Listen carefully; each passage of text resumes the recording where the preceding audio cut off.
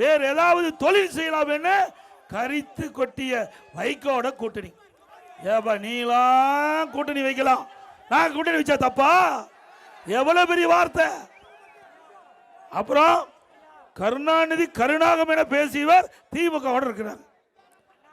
இதுக்கு பிறகு மறுமலர்ச்சி திராவிட முன்னேற்ற கழகம் இப்ப புதுசா போய் சேர்ந்திருக்குது தேசிய முற்போக்கு திராவிட கழகம், மக்கள் நீதி மையம். என்னென்னலாம் திமுக பத்தி விமர்சனம் செஞ்சாங்க, அவரெல்லாம் திமுகவோட கூட்டணி இருக்கிறாங்க. அப்ப இந்த உதயநிதிக்கு தெரியாது, இந்த ஸ்டாலினுக்கு தெரியாது. நாம போய் கூட்டணி வச்சா ஏதோ அநாகரிகமா அவதூறா பேசுது, ஸ்டாலின் நிறுத்திக் கொள்ள வேண்டும். இல்லைன்னா இன்னும் நிறைய இருக்குது திரு ஸ்டாலின் அவர்களே பேசுவதற்கு. நான் வடக்கம் தேவை.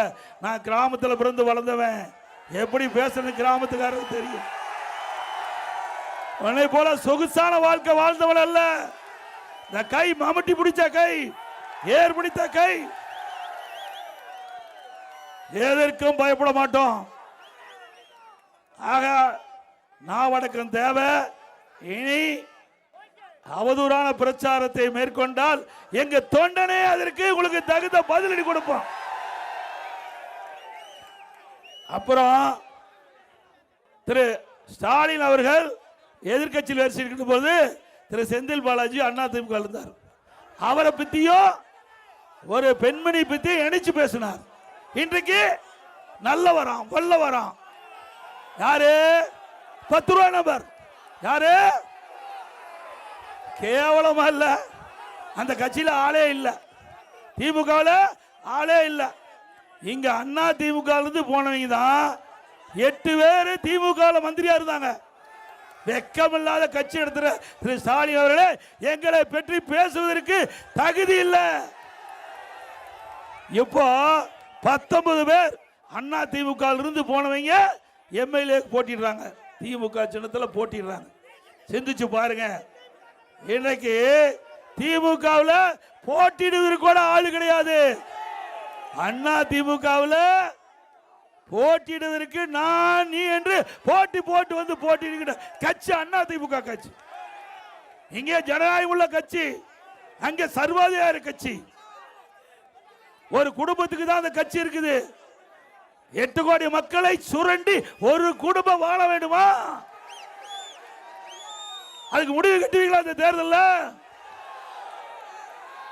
சிந்திச்சு பாரு. இன்றைக்கு திமுகவில் திரு கருணாநிதி குடும்பத்தை தவிர வேற எவராலும் அந்த கட்சிக்கு தலைவராக முடியுமா? இல்ல ஆட்சி அதிகாரத்துக்கு வர முடியுமா? குடும்பத்தை சேர்ந்தவர்கள் தான் இந்த தமிழ்நாட்டை ஆட்டி படுத்திக் கொண்டிருக்கிறார்கள். அவர்களுக்கு தகுந்த பதிலடி கொடுப்பீங்களா? இந்த தேர்தலோடு திமுக என்ற கட்சிக்கு இறுதி தேர்தலை நீங்கள் கொடுப்பீங்களா? ஏங்க அந்த குடும்பத்திற்கு தான் ஆட்சி அதிகாரத்துக்கு வரணுமா? இங்க இருக்கிறவங்க யாராச்சும் வந்தா ஏத்துக்க மாட்டாங்களா தமிழ்நாட்டு மக்கள்? திரு ஸ்டாலின் அவர்களே, இனி குடும்ப ஆட்சி கிடையாது. இன்றைக்கு இந்த தமிழ்நாட்டு மண்ணில் பிறந்த ஒருவர் தான் இந்த தமிழகத்தை ஆள முடியும். இன்றைக்கு ஸ்டாலின் சொல்றாரு, எடப்பாடி பழனிசாமி திண்ணையில படுத்திருந்து முதலமைச்சர் ஆயிட்டாருன்னு. திரு ஸ்டாலின் அவர்களே, நீங்க மட்டும் திரு கருணாநிதி குடும்பத்தில் பிறகுனா கவுன்சிலர் கூட ஆக முடியாது. ஆக முடியுமா? ஒரு கிராமத்தில் பிறந்து ஒரு கிளைச்சலாளர் இருந்து ஒன்றிய பொறுப்பு, மாவட்ட பொறுப்பு, மாநில பொறுப்பு, எம்எல்ஏ, எம்பி, அமைச்சர், பிறகு முதலமைச்சர், பிறகு உங்களால் பொதுச் செயலாளர் கட்சிக்கு நான் உழைத்து வந்தேன். உங்க அப்பாவுடைய அடையாளத்தில் வரல. ஸ்டாலின் அவர்களே, உங்க அப்பாவுடைய அடையாளத்தை தான் நீங்க பெற்றிருக்கிறீங்க. எப்பொழுது பார்த்தாலும் ஸ்டாலின் பேசுவார். நான் யார் தெரியுமா?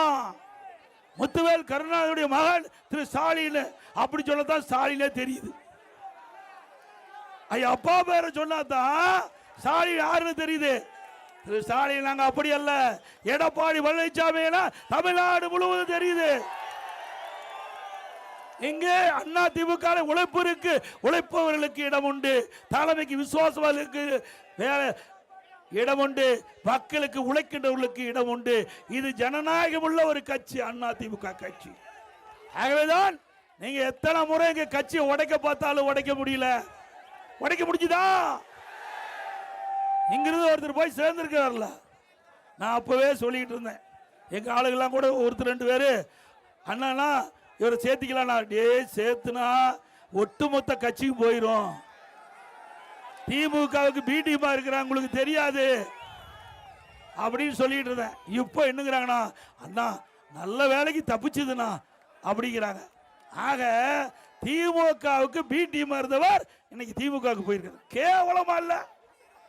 ஏங்க அசிங்கமா இல்ல? வேட்டி மாத்தி கட்டிட்டு போட அது ஒரு மனிதரா?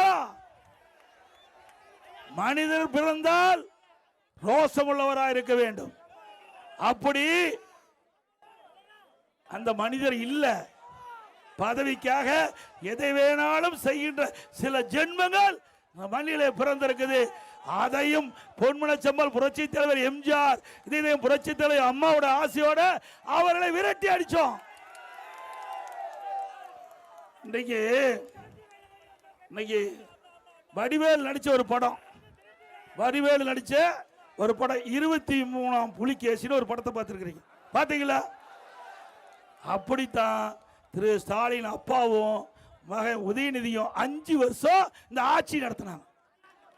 23ஆம் புலிகேசி மாதிரி ஆட்சி நடத்தி நாட்டை குட்டிச்சவர் ஆக்கிட்டாங்க.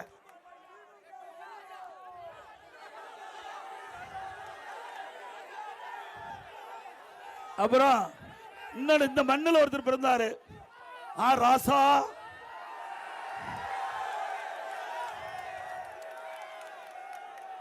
அவரு அண்மையில் ஒரு ஆடியோ செய்தி அது எல்லா வலைதளங்களிலும் வந்திருக்குது, பாத்தீங்களா? தமிழ்நாடு மட்டுமல்ல இந்திய அளவில் பரபரப்பா பேசுகின்ற ஒரு பேசும் பொருள் ஆயிட்டு. இதை தாங்க நான் கிருஷ்ணகிரியில் பேசினேன். அந்த வந்த செய்தியை கிருஷ்ணகிரியில் பேசினேன்.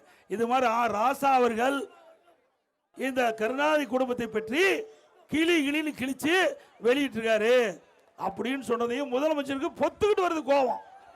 திரு ஸ்டாலின் அவர்களே, உங்களுக்கு தில்லு திராணி தெம்பு இருந்தா ராசாவை கண்டீங்க, எங்க போய் கோபப்பட்டு என்ன பிரயோஜனம்? திரு ராசா திமுக கட்சியினுடைய துணை பொதுச் செயலாளர், முன்னாள் அமைச்சர், இப்ப நாடாளுமன்ற உறுப்பினர். ஏன் அவர் ஒரு செய்தியை ஆடியோ மூலமாக வெளியிட்டதாக பரவலான செய்தி, அந்த செய்தி பரவலான செய்தியை தான் நான் கிருஷ்ணகிரி பொதுக்கூட்டத்தில் பேசுறேன். இதுல என்ன தவறு இருக்குது? தவறு இருக்குதா? நீங்க கண்டிக்க வேண்டியது உங்களுடைய கட்சி துணை பொதுச்செயலாளர் திரு ராசா அவர்களை. ஆனா ராசா தெளிவா சொல்லிட்டார், ஏன்னா கண்டிச்சா இன்னும் பல ஆடியோ இருப்பதாக அவர் மிரட்டிட்டார். அதனால ஸ்டாலினால ஒன்னும் பண்ண முடியல, நடுங்கி கிடக்கிறாரு. அடுத்த ஆடியோ வரப்போதே தெரியல.